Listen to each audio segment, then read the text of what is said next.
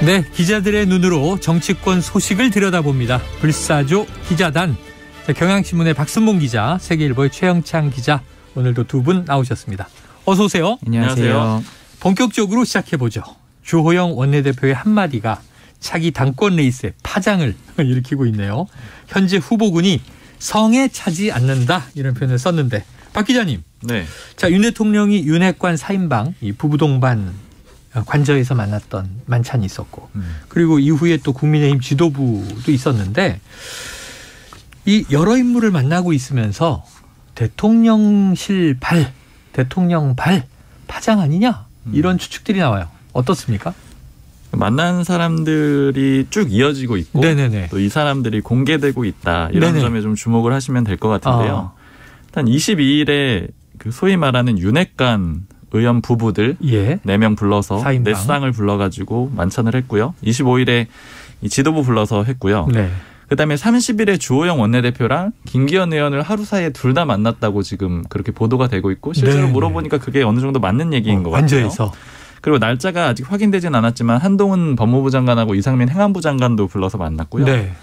그리고 또 지난달 중순쯤에 기독교계 원로도 불러서 또 관저에서 만났다라고 하거든요. 그러니까 지금 전체적인 그림을 보면은 윤석열 대통령이 일종의 소통의 창구로 관저에서 식사하는 그런 자리를 활용하고 있는 걸로 보이고요. 네. 그리고 좀 여러 가지 정치적 함의들이 있습니다. 일단은 지금 이런 것들이 보도가 되고 있다라는 거는 좀 주목을 해봐야 됩니다. 네. 이게 또 이야기 흘러나오고 있다. 네. 이게 모종의 이제 연결을 하면 하나의 시그널이 완성될 것인가 네. 궁금한데, 자, 이제 제가 좀 놀랬던 건 결국 주호영 원내대표, 아까 말씀하셨던 당 지도부 만찬 뭐 주말에 하는 건 예정돼 있던 거라 보도가 많이 됐고 우리도 다뤘는데, 각각 25일과 30일 윤 대통령과 두 번이나 회동을 했다는 거잖아요. 그렇죠. 이건 어떻게 봐야 됩니까? 30일에 한 번 더 만난 거 따로 네. 독대했다라는 게 굉장히 중요한 의미가 있는데요. 예. 근데 지난번에 이 윤핵관 의원들 넷상 부부 만난 거, 그리고 당 지도부 만난 거, 뭐 이런 거 시점 가지고 여러 가지 해석들이 있다라고 맞아요, 말씀드렸잖아요. 좀 상반된 해석들이었는데, 맞아요. 예를 들자면은 4인방을 부른 거는 타포를 결정했다라는 의미도 있고, 반면에는 윤석열 대통령이 술자리하고 일자리는 따로 한다, 이런 의미도 있다. 뭐 동시에 상반된 해석을 전해드렸었는데, 네. 이게 예전에, 요새는 좀 덜한데요. 이 검찰 출입하면은 이 3차장이, 중앙지검 3차장이 이제 검찰 관련된 여러 가지 보도들을 기자들이 쭉 쓰잖아요. 네네. 이제 한번 티타임이 있습니다. 그때 티타임 때 일종의 채점하는 시간을 가져요. 이 보도가 맞냐 하는 것들을 다 확인해주고, 이건 맞고 틀리고 이런 과정들이 쭉 있거든요. 근데 이번에 느껴진 거는 주호영 원내대표를 30일에 윤석열 대통령이 만났다. 이게 알려지면서 기존에 여러 가지 언론이나 뭐 평론가들의 해석이 있었잖아요. 네네네. 채점이 된 거죠. 주호영 원내대표가 이 원내 협상에 있어서는 답이었다. 여기가 정답이다. 그러니까 앞에 4인방보다는 주호영 원내대표한테 결과적으로 힘을 실어준 게 맞다라는 그런 해석이 되는 거고요. 그러다 보니까 지금 당내가 굉장히 좀 옹색해지는 그런 사람들이 좀 있어요. 예를 들자면은 뭐 이용 의원 같은 경우에 주호영 원내대표 비공개 의원총회에서 공격을 한 바가 있었고, 왜 그 퇴장하게 뒀습니까, 이런 거죠. 네. 그리고 사실 게다가 그 문제는 김은혜 수석이 요청을 했다라는 것도 또 뒤늦게 확인이 돼가지고 그 문제도 좀 곤란해졌고요. 또 이외에도 국정조사 의결을 하는 과정에서 친윤계 의원들이 반대표 던지거나 아니면 기권하거나 뭐 불참하거나 이런 식으로 했잖아요.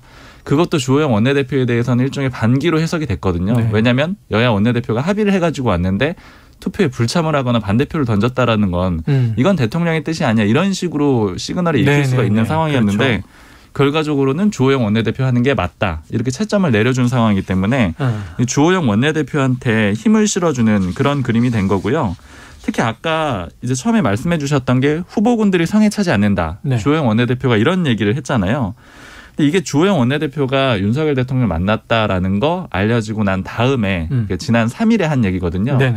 한 두 가지 정도 좀 주목을 해봐야 돼요. 이게 왜냐면은 주호영 원내대표가 당시에 이름도 거론을 했거든요. 뭐 김기현 의원, 뭐 조경태 의원, 하여튼 뭐 이런 사람들 거론하면서 성에 차지 않는다, 이렇게 얘기를 했는데, 주호영 원내대표의 평소 스타일로 보자면은 굉장히 이례적인 상황입니다. 왜냐하면 그렇게 누구를 딱 꼬집어가지고 공격적인 얘기를 하는 사람도 아니고, 좀 합리적이다, 아니면 좀 부드럽다, 이런 표현을 많이 듣는 그런 정치인이잖아요. 친한 분들이잖아요. 다 중견 정치인. 그렇죠. 정치도 같이 오래 했던 사람들이고요.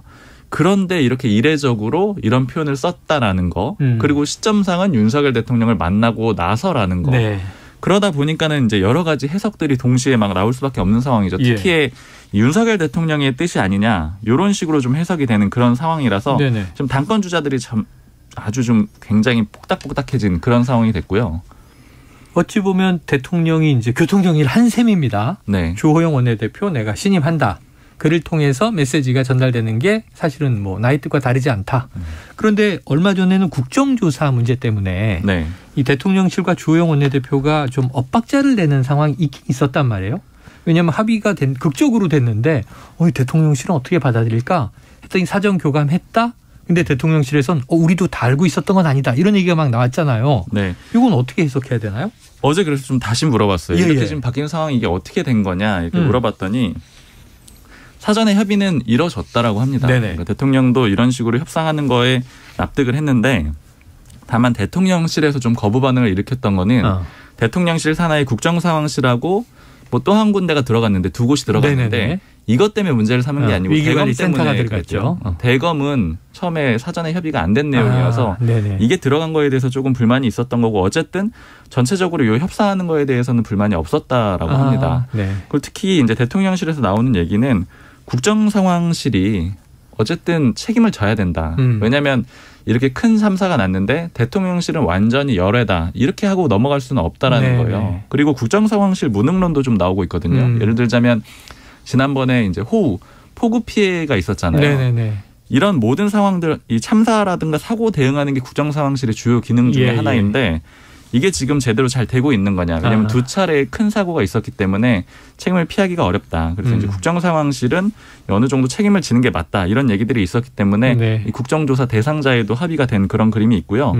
그리고 지금 국정상황실이 좀 입지가 많이 처음보다 낮아졌어요. 왜냐하면 국정상황실이라는 이 실 자체의 특징이 뭐냐면은 비서관급이 실장이긴 한데 위에 수석이 없습니다. 그러니까 예를 들자면 실장한테 바로 직보할 수 있는 그냥 비서관급이긴 하지만 수석급인 그런 자리인 거죠.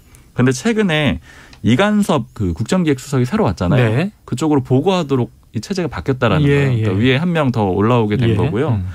그리고 그제 이 화물연대 파업 관계장관 회의도 있었잖아요. 네, 그렇습니다. 그때도 이 실장이 참석을 못했대요. 그러니까 이런 것들을 봤을 때는 이제 국정상황실이 조금 문제도 있고 그리고 여러 가지 좀 실력에 대해서 좀 의문을 삼고 있는 그런 상황도 있다라고 합니다. 제가 근데 최근에 여권에서 들은 말로는 이게 지금 대통령실 그중에서도 국정상황실만 콕 집어서 국정조사 대상이 됐어요. 네네네. 근데 여권에서 하는 말이 아니 국정상황실장은 비서관급인데 이런 국가의 중대한 이거 참사를 조사하는 국정조사에 비서관급이 나와서 하는 게 맞냐. 뭔가 있는 거 아니냐. 그래서 사실 이 정도 되면요. 대통령 비서실 못해도 수석 이상은 나와야 되는데 지금 어쨌든 그 대상자만 했을 때는 국정상황실장이 나와야 되는 거예요. 이거는 좀 앞뒤가 안 맞지 않냐. 뭐 이런 제기도 했는데 지금 뭐 돌아가는 상황을 보면 국정상황실을 뭔가 좀 정리하려는 수준 아니냐. 정리하거나 지금 현재 상황은 버리고 새로 짜거나 뭐 여러 가지 지금 뭐 이 좀 밑그림이 있는 것 아닌가 하는. 근데 원래 국정상황실이 진짜 센 데거든요. 그렇죠. 모든 걸 다 관여할 수 있고요. 문재인 정부에서는 사실은 윤건영 의원이 국정상황실장이 국정상황실장 출신이잖아요. 노무현 정부 때는 그 이광재 사무총장이 국정상황실장에서 진짜 실세예요. 그 자리가. 자, 그런데 이제 이번 정부에서는 대통령실의 기류가 좀 다릅니다. 자, 어쨌든 뭐 주호영 원내대표에게 대통령의 힘이 실려 있다. 이렇게 이제 전제한다면 얘기한 것처럼 이 아까 이름 거론하고 성에 차지 않는다도 있지만 이 그럼 중요한 핵심 포인트를 수도권 그리고 MZ세대 이렇게 찝었단 말이에요. 네. 이건 어떻게 해석해야 돼요? 누굽니까? 누구? 그런데 이제 이 큰 그림을 좀 이렇게 이해를 하시면 좋을 것 같아요. 그러니까 주호영 원내대표가 결국엔 정답이다 이렇게 채점을 해줬지만 그 채점의 전제 조건은 원내 협상. 원내 얘기에 한정해서다. 이렇게 좀 이해할 수가 있는 거거든요.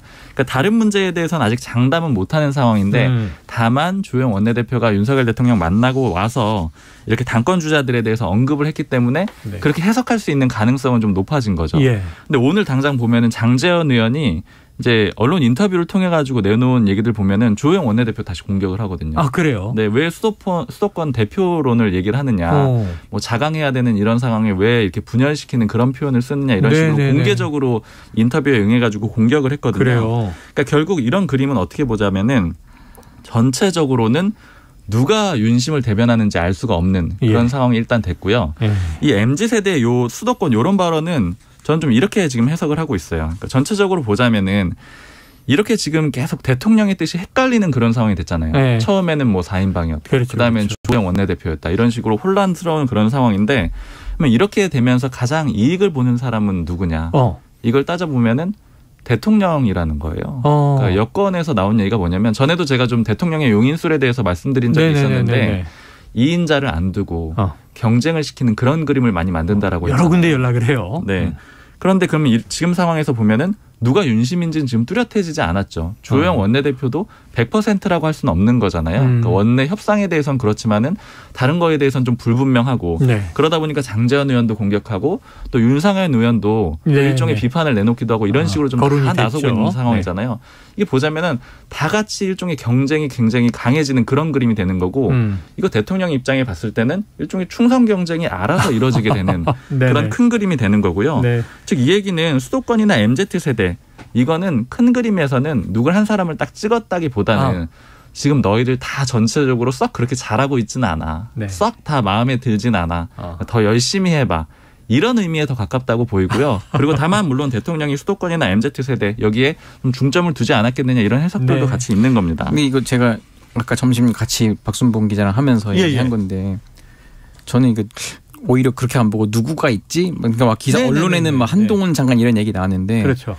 저는 이거 아무리 봐도 원희룡 장관 같다 이런 얘기를 했어요. 왜냐하면 대선 때 막 귤재앙이라는 별명 얻고 대장동 특강하면서 막 유튜버에 나오고 세게, 뭐 요즘도 또 세죠. 양천에서 3선을 해서 서울 기반도 있고 여러모로 조건이 맞아요. 근데 다만 국토교통부 장관을 하고 있고 현재 가장 그 이슈의 중심인 화물연대 파업을 좀 조정을 하고 있기 때문에 근데 만약 이거를 이번 달 안에 잘 넘긴다고 하면은 갑자기 좀 스타가 될 수 있을 것 같거든요. 그런 그냥 제 생각이었습니다.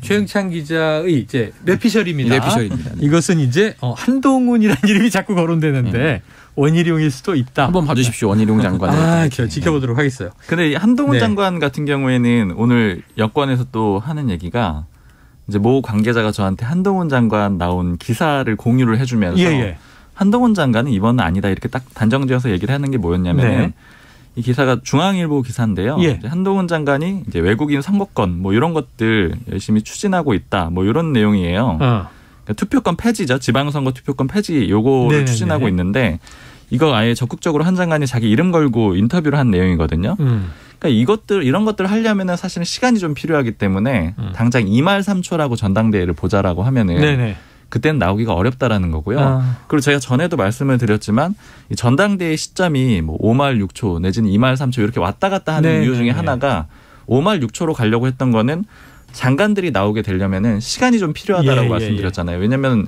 이제 앉힌 지도 얼마 안 됐고 그리고 최영창 기자님이 좋아하는 이 원희룡 장관 같은 경우에도 사실 이제 화물연대 파업에 딱 수습하고 있는 상황인데 이게 만약에 아주 급격하게 빨리 처리가 된다고 하더라도 시점이 그렇게 여유롭진 않아요. 왜냐하면 2월 말 3월 초에 전당대회를 치른다라고 하면은 그 전에 토론회도 하고 여러 가지 준비 기간이 있잖아요. 후보도 해야 되고. 그야말로 바로 그만두고 나와서 시작을 해야 되는데 그 그만두게 되면은 결국엔 이건 윤석열 대통령의 뜻이다. 이렇게 딱 정리가 될 가능성이 높거든요.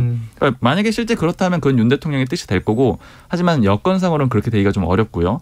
한동훈 장관도 좀 여러 가지 해석들이 있는데 아까 말씀드린 대로 지금 해야 될 업무 자체가 일단 많고요. 지금 처리해야 될 것들이 많고 그리고 만약에 한동훈 장관이 나온다라고 하면은 이제 좀 한동훈 장관이랑 가까운 사람들이 하는 얘기는 뭐냐면은 그렇게 되면은 윤석열 대통령의 대리인 역할밖에 못한다. 그러니까 이번에 총선을 앞두고 공천권을 행사하는 당대표로서 윤석열 대통령을 대리해서 나오는 사람이 되게 되는데 물론 지금도 이제 윤석열 대통령과 가깝다라는 건 잘 알려져 있지만 차기 대권 주자로 뛰기 위해서는 이 대리인의 이미지는 어느 순간 벗어야 되는데 대권 주자 이꼴 이 대리인 요 그림은 좀 어렵다라는 거예요. 그리고 또 처음으로 한동훈 장관이 정치를 시작하면서 당대표를 맡게 된다.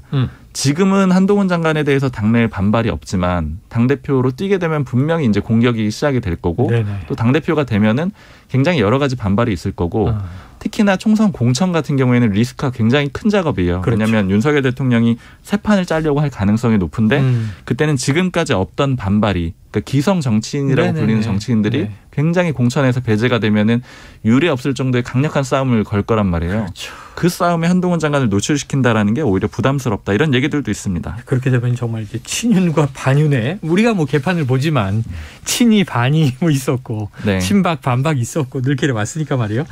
자 그런데 이제 우리 이 몇 가지 확인된 팩트와 이 관저 정치라고 할까요?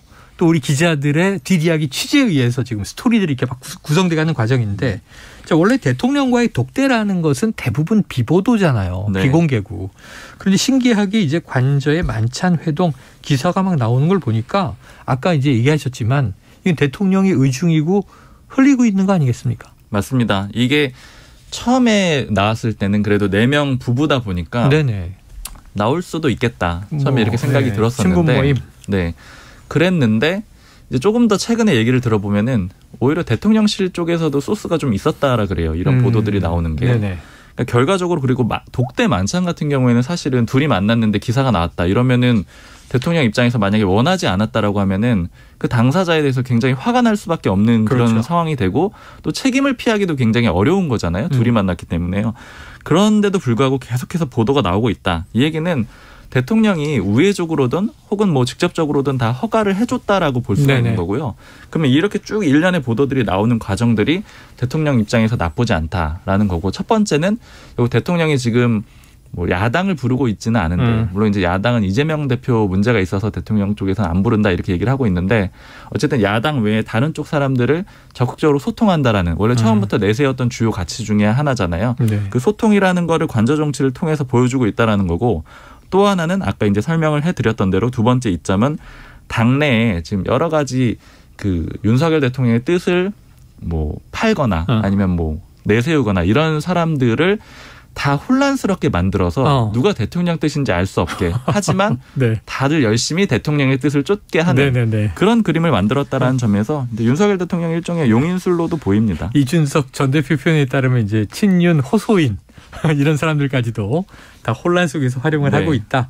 자, 결국은 이제 대통령이 판을 짜고 있는 것이다. 관저 정치가 그 축이다라고 지금 해석하는 것으로 정리가 되고요. 최 기자님 한 가지 궁금한 네네. 게 지금 이 최 기자님은 이제 원희룡 장관 이 가능성을 하나 제기하셨고 그런데 계속 이제 한동훈 뭐 이제 이 이름이 주목받다 보니까 자, 한동훈이 뜨면 민주당이 웃는다 뭐 이런 얘기도 도는데 이게 제가 보기엔 한동훈 장관이 정말 만약에 여당이 뭐 당대표가 된다 그러면 지금 이재명 민주당 대표가 취임 100일에 기자회견 못했잖아요. 네. 사법 리스크 고통을 받고 있는데 네.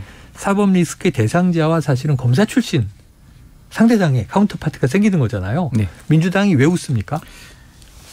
이번에도 뭐 일각에서 한나땡 뭐 그렇게 얘기는 하는데 네, 그런 얘기 많이 예전에도 했었죠. 뭐 윤나땡이라고 하더니 결국 대통령 만들어 버렸잖아요. 근데 이제 한동훈 장관이 나오면은 민주당은 아무래도 민주당한테는 좋다 뭐 이런 분위기가 없진 않은데 네네. 아까 그 이유가 민주당 의원들이 만나는 국민의힘 의원들은 불만이 있다는 거예요. 왜냐 우리가 정권 잡은 게 맞나?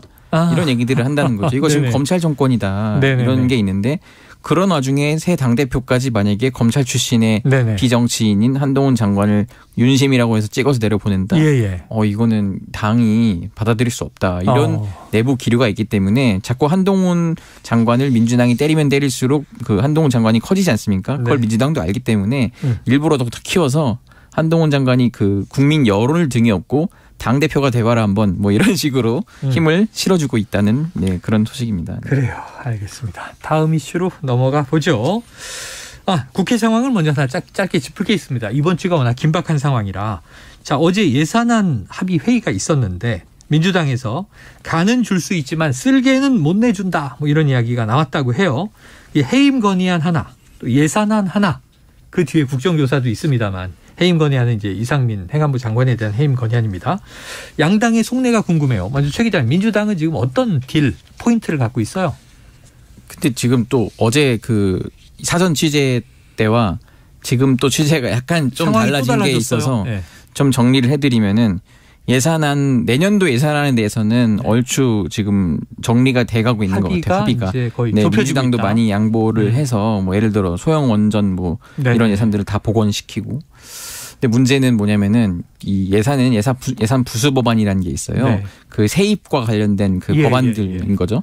근데 이 법안을 국회의장이 지정을 하는데 여기에 지금 종부세법이랑 그 교육 뭐 교부금, 지방교육세 실제 개편안 포함하여 그거를 지금 지정을 해버려서 민주당이 또 화가 난 거예요. 네네네. 근데 이제 또 통화를 해보니까 이거는 의장이 지정을 한다 한들 여야가 협의해서 상정을 안 하면 그만이긴 하다라고 하면서도 불편한 속내를 감추진 않았는데 네네. 지금 여기서 이제 김진표 의장의 존재감이 계속 조금 보이고 있어요. 네네네.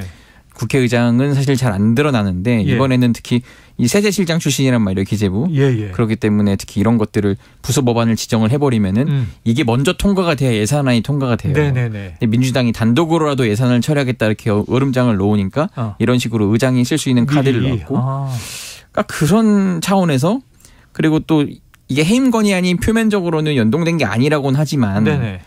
계속 그 해임 건의안과 뭐 탄핵 소추안까지 뭐 검토할 정도로 계속 네네. 민주당은 그런 카드를 쓰고 어떻게 있잖아요. 가닥이 잡힐지도 좀 모르겠고요. 근데 이제 해임 건의안으로 가는 것 같긴 한데 이 어느 대표 회동 때 그 의장이 좀 불편해했다는 거예요. 그러니까 해임 건의 국정조사 통과한 지 얼마나 됐다고 해임 건의안을 바로 이렇게 하겠다고 들고 오고 이거 안 해주면 이거 뭐 그 거부하면은 바로 그 다음 주에 탄핵 소추안을 내겠다라고 하는 게 이거는 자기가 이제 당적을 내려놓은 의장 입장에서는 맞득지 않다라고 박홍근 원내대표한테 불편한 기색을 그대로 드러냈다고 합니다. 실제로도 불편한 사이긴 합니다. 왜냐하면은 그 박광훈 원내대표 후보였죠. 네네네. 박광훈 의원이랑 가까워요. 김진표 의장이 자기 지역구를 결국 박광훈 의원한테 주고 자기 옆 지역구로 갔었어요. 수원 영통 지역하고 연결돼 있잖아요. 네. 근데 이제 어쨌든 그때 박홍근 원내대표가 박광훈 의원을 이기고 된 거잖아요. 네. 그때부터도 좀 그런 인연이 있고 주영 원내대표랑 좀 말이 잘 통한다 뭐 이런 얘기를 의장실에서 하더라고요. 네. 그런 얘기가 있습니다. 자, 이 진실 공방 하나 좀 확인해 볼게요. 이재명 대표가 조용한 취임 100일을 맞았다. 결국은 이제 이 기자회견, 기자간담회 없었고 그건 곤혹스러운 질문이 나오는 것을 미리 차단한 것이다. 그래서 이제 최고위 모두 발언 정도만 공개가 됐단 말이에요. 그런데 실무진 얘기가 흘러나온 걸 보니 취임 100일 기자간담회를 준비했었다. 이건 팩트입니까? 팩트입니다. 팩트고. 오늘 뭐 정청래 최고가 아침 여기 최강 시사에 나와서 네네네. 뭐 대표도 100일인지 몰랐다더라 이런데 그런 건 뭐 거짓말 이렇게 태연하게 하시면 안 되고요. 페인트 모션이고. 예, 이게 그 지난주에 실무진들이 준비를 했어요. 당직도 네네. 있고 100일을. 이제 보좌진들도 무슨 질문이 나올지를 보통 이제 가까운 기자들한테 이제 뭐 물어봐요. 이런 질문 하겠느냐, 뭐 하고 싶은 질문이 미리 알려주면 우리가 충실히 답변을 준비하겠다. 그래서 그럼 다음 주에 하나 보내요. 그래서 아직 확정은 아닌데 지금 하려고 준비는 하고 있다. 이렇게 얘기는 하더라고요. 근데 막상 이제 뭐 수석 대변인이라든지 이런 분들한테 또 물어봤더니 그게 아직 확정은 안 됐다. 그러니까 계속 고민을 하다가 일단 멈칫한 것 같아요. 근데 지금 다시 흘러나온 얘기가 내년 초에 신년 기자회견 얘기가 있어요. 네네네. 아마 이제 연내에 본인 측근 관련 수사들이 좀 마무리가 되면은 어느 정도 이제 좀 마음의 여유가 여유라고 하면 좀 그렇지만 아무튼 그런 좀 공간이 생길 것 같다. 뭐 이런 얘기가 있고 지금 이게 온갖 질문이 다 나올 거잖아요. 본인에 대해서도. 그렇죠. 근데 그게 이제 진술이 이게 다 하나하나 증거가 돼버리기 때문에 나중에 조금 불안한 면이 없진 않은 것 같습니다. 야, 그러니까 이제 앞으로 그럼 이재명 대표는 점점 사법 리스크가 진행되는 한 이 뭐 생중계 기자간담회나 기자와 질의응답은 볼 수 없는 거냐 이런 걱정도 되는데 신년 초에 한번 또 예정이 돼 있다니. 근데 그때 그건 가봐야 알 것 같아요. 검찰 수사 소속도도 이제 아마 월드컵 오늘 떨어졌으니까 좀 속도가 붙을 것 같은데 아마 그러면 이제 본인에 대한 소환도 날라오지 않을까라는 전망이 지금 민주당에서는 얘기가 들리고 있습니다. 이거 하나 여쭤볼게요. 이 요즘에 그래서 이제 이재명 대표가 워낙 입을 꼭 다물고 있는 상황이다 보니 박찬대 최고위원의 말을 들어보면 이재명 대표의 의중을 알 수 있다 이런 얘기가 돌아서 그 박찬대 최고위원은 요즘 어떤 메시지 주로 냅니까? 기승전 김건희 여사 뭐 이런 거죠. 그래요. 검찰 비판 그리고 김건희 여사 관련 이러한 문제점들이 있는데 왜 이거는 수사를 안 하냐. 계속 그런 메시지만 내고 있고요. 그게 사실상 이제 이재명 대표가 보통은 자기 입으로 말하고 싶어도 본인이 입으로 얘기했을 때 조금 이게 나중에 오해 소지가 있거나 법적으로 문제가 될 수 있다 싶으면은 보통 이제 누구를 시키는데 지금은 그 대상이 박찬대 최고위원이다 이런 말이 당에서 나오고요. 최근에 또 이게 그 뭐 좌찬대 우경태 이런 말이 있어요. 장경태 최고위원이 장경태. 한참 이제 그 뭐 조명 논란 이런 걸로 이슈를 끌었잖아요. 맞아요. 지금 이제 이 대표 측에서 장경태 의원실 쪽에다가 그걸로 더 왜 가열차게 세게 더 해보지 왜 그만하냐 그랬더니 이제 고발을 당했잖아요. 네네네네. 사실 자신이 없다 하더라. 이 빈곤 포르노이가 있었고 네네. 또 조명 논란이 있었고 조명 논란을 내가 이걸 그쪽에서는 이게 팩트 아닌지 맞은지 여부를 알 수가 없어서 더 세게 나가기가 좀 부담스럽다는 의사를 전했다고 해요. 이제 그런데도 이제 이재명 대표 측에서는 어쨌든 김건희 여사 관련된 거는 계속 뭐가 있으면 무조건 공격을 세게 해라. 이런 식으로 그 이슈를 전환시켜라. 이런 오더가 있다고 합니다. 자, 최근 이재명 대표를 둘러싼 민주당 분위기가 어떠냐. 당내에서도 우려가 나오고 있다. 뭐 심지어는 박영선 의원 분당 가능성 거론 뭐 이런 것도 있었는데 자, 취재하신 바 어떻습니까? 민주당 분위기는. 분당까지는 안 되고 그러니까 이게 그 사실 우리가 말이 쉬워서 분당이지 분당이 진짜 어려운 일이에요. 네네. 그 실무적으로 특히 어려운 일이고 그 제가 몇 차례 말씀을 드린 바 있는데 민주당은 여의도에 여의도 당사라는 건물을 갖고 있는 자산이 있습니다. 분당을 해서 나가면요. 그 나간 분들이 그 자산을 부동산 자산을 포기하고 나가야 돼요. 그거 쉽지 않습니다. 실적으로. 그래서 당내 투쟁을 통해서 대표를 바꾸고 리더십을 바꾸는 식의 방식을 택하면 택했지 절대 먼저 분당한다고는 잘 안 할 겁니다. 그런 측면에서 지금 뭐 소위 민주주의 4.0이라든지 더 좋은 미래라든지 이런 분들이 갑자기 활발히 움직이고 있어요. 이거 뭐지? 만약에 이재명 대표한테 혹시나 잘못된 일이 벌어졌을 때 빨리 그러면 뭔가 대안을 세워야 한다. 이런 준비를 조금씩 해나가는 움직임은 보이곤 있습니다. 당을 나가는 게 아니라 오히려 당을 접수해야 한다. 그렇죠. 이런 상황이네요. 네. 사실 바른정당 케이스가 여야 정치권 모두에게 분당은 어렵다. 과거 새누리당에서 그렇게 가는 경우 너무 힘들다라는 게 일종의 확인이 돼버린 그런 상황이라서 아마 쉽사리 그 카드를 선택하지는 그러니까 국민의당처럼 과거에 안철수 대표라는 소위 이른바 쩐도 있고 그 대중적 인지도와 지지가 있는 분이 중심이 돼서 그 자금도 받쳐준다. 이러면은 창당이 가능하죠. 분당에서. 근데 그게 지금 현실 요즘 정치권에는 잘 안 보이지 않냐. 근데 그때도 이제 지역당으로 머물렀다가 한 번의 파란으로 끝났는데 돈도 뭐 빌려주긴 했지만 당에 안철수 대표가 개인 돈을 많이 쓰진 않았다. 많이 풀진 않았다. 이런 또 이제 섭섭함도 여기저기서 얘기가 나왔어요. 돌려받았대요. 근데 그게 법상으로 원래 돌려받아야 된다라고 합니다. 이자까지 쳐가지고. 시간이 아쉬운데 끝으로 하나만 최 기자님한테 여쭤볼게요. 지금 이제 이 성탄절 사면 얘기가 계속 나오잖아요. 연말이니까. 이 김경수 전 경남지사 어떻게 됩니까? 사면 됩니까? 지금 일단 저희 보도로는 성탄절이 아니고 신년 특사식으로 해서 근데 이제 가석방이라고 합니다. 아직 뭐 그러니까 확정은 아닌데 사면이 아니라 가석방. 가석방의 형기가 거의 끝나가지 않나요? 그렇죠. 5월이면 끝나는데 사실 가석방이면은 뭐 생색내기 아니냐 뭐 이런 말이 나오는데 이명박 전 대통령을 결국 특별 사면 시켜주기 위한 하나의 좀 방편 아니냐 이런 얘기가 돌고 있습니다. 균형 카드다. 가석방 쌓아야 되겠죠. 그리고 사면하고 그 가석방 사이는 좀 중요한 지점은 복권이 되냐 안 되냐. 그렇죠. 출마할 수 있느냐 없느냐 그게 중요한데 아마 가석방 쪽에 아마 가능성은 높을 것 같습니다. 사면 복권까지 돼야 사실은 이제 뭐 자격정지 7년 막 이런 게 있기 때문에 정치 활동을 재개하려면 복권까지 돼야 된다. 자, 여기까지 정리하고 불사조 기자단 박순봉 경향신문 기자, 최영창 세계일보 기자와 함께했습니다. 오늘도 두 분 말씀 고맙습니다. 감사합니다.